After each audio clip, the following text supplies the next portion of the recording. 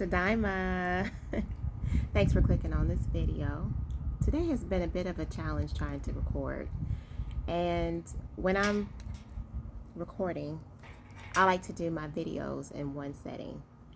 I feel like it's more authentic. It's just me. It's just how I'm used to doing these videos. I've been recording for 10 years or more. Videos that I watch myself, obviously. But here we are.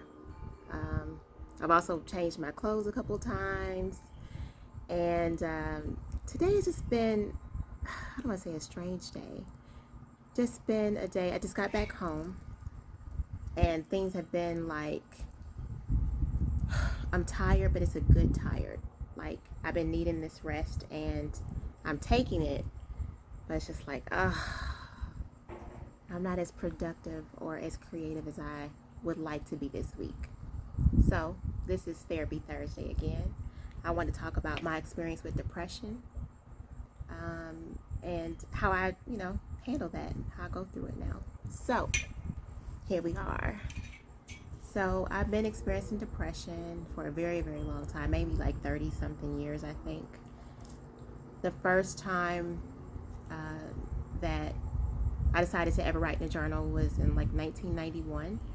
My mother passed in 1990. I was like 9 years old when she passed away. So in writing in the journals, it helps me express myself, get my feelings out. Once it's out on the paper, I really don't even think about it. Sometimes I wonder if I have a bad memory, but it's just because once those thoughts and those feelings or whatever experience I've had, I write about it. It's in those journals that I have. I'm done with it. That's just how I am. I have all my journals except for 2. And I go back and I read them. I like to see where I was at, what my mindset was. I always write down the dates and the times of things. So it's really, really cool to go back and see how I've progressed throughout the years. So I love to journal. Love to journal. I have periods of time where I don't journal as much. And then I have some journals where I've journaled every day. So it just depends on the year and what's going on with me. So that's how I've always worked through my depression, in my teenage years, in my early 20s and everything. But definitely in my 30s, what I did, I sought out, a therapist, and I started going to therapy. My first therapist that I remember going to was a gentleman when I lived in Richmond.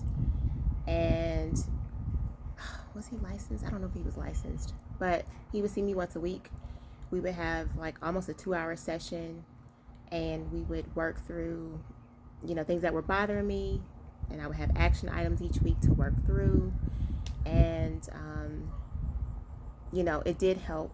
It helped me figure out more about who I was, because at that point I've been a mother and I had been a wife for damn near all my 20s at this point, you know what I mean? So it just helped me figure out things for myself. And then as time moved on, I stopped seeing him, and we moved around a little bit, ended up moving to Japan.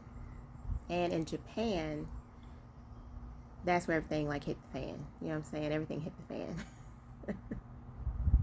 So my dad passed in December of 2014. And when he passed, in the beginning, I was just like, okay, kind of on stealth mode, just doing what I had to do, But once we got back from, the States, and I had to go back to Japan and live regular life, I couldn't deal. I would make sure my kids would get sent off to school. Once they left, I would be just doing whatever, nothing really, all day. That's what I did, nothing. And I would get dressed right before my kids got home from school. That's what I did. Did that for almost 6 months. And I began seeing a lady that she was a therapist in the schools, and I connected with her. And I really loved seeing her because what it did was it let me know, for one, that it's okay to feel my feelings. You have to feel your feelings. You have to be aware of where you are. But then after you feel your feelings, what are the things you're going to do about those feelings, right? So one thing I would always do, what she told me, is get up, get dressed, put some pants on, right? And started doing that. Getting up in the morning, whether I had somewhere to go or not. Back then, at that time, I was just teaching English. So I had a few classes that I did in a week span, mostly adults. And I had class on Thursday, Friday, and Sunday. So those other days during the week, if I didn't have anywhere to go, I didn't leave my house, you know. So once I started getting dressed and being more active, that really, really helped me. Still journaled. I've always been journaling, so I still did that. That was my second, you know, item that I used to do, or I still do, to help my depression. I love to be outside. This is like my most favorite place to be. I'm always outside. I like to be outside every day. I love the sun. Very, very lucky for in my backyard. Got turtles and koi fish and all types of things in the pond. Mother nature creatures, as I like to call them. So I go out there every day and I feed them. I do grounding. You know, I walk out in the grass with my shoes off. I love to meditate. I love to do yoga. I'm a little rusty and I get back on that, but I'll get back to it. But I learned a lot of things talking to her. You know, things that would help me in my everyday life to battle the depression, because it's gonna come. It just matters how you handle it when it comes, you know. Also met another gentleman. He also used to work with the children in the schools, and at this time I was working for NAF, and that's how I met him, and he was awesome too. Just talking with him, getting my feelings out, it really, really helped when I lived in Japan, and I had a very strong network of friends, and we had a great time, and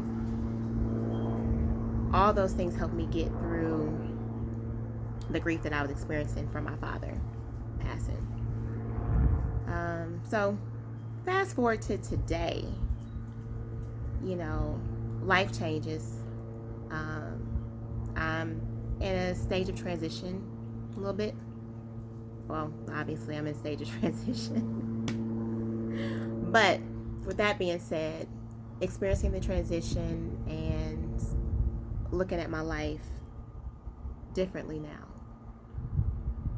Recognizing who I am, not as a mother, not as a wife, or anything like that. Just who am I? Who are you, Tawana? That's where I'm at in my life.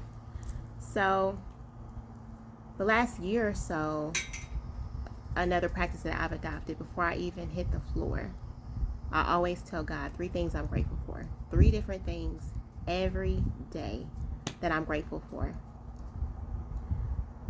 We are all not promised the next moment, you know? And life is meant to be lived. We weren't created to get up, go to work yourself at some place you hate, come home, sleep, eat, wash, rinse, repeat. That's not why he created us at all. You are meant to enjoy your life, experience new things, experience new cultures, go places you've never been before. So many things. Read a book, you know, do all these things that are available to you. And that's what I'm working on, consistently working on that. That's just how it goes. And another thing that I don't even know how I forgot this. I think this is like number 1. I always have a dog. Like my dog is down here. She's always wherever I am in the house. Literally, wherever I am in the house is where she is. But I love my dog. She's the best. Um, Great temper, beautiful dog, very, very sweet. And animals, um, whatever you like to have. I'm a dog person, but I have to get up. She has to go outside. She has to go for walks. She likes to go for car rides. Only if my car isn't detailed, she's gonna get in the car. But if my car is detailed, she ain't getting in my car. But I love having a dog. So don't want to hold y'all too long. Just wanted to come on and say hey, and talk about my experience with depression. Hopefully some of these tips help you. There's lots of help out there. If you need anything, you can always go on Google, search in your city where you live for resources. Do not ever suffer alone. Lean on your friends, your family, people that love you, that care about you. There's help out here if you need it. All right, Ijo desu.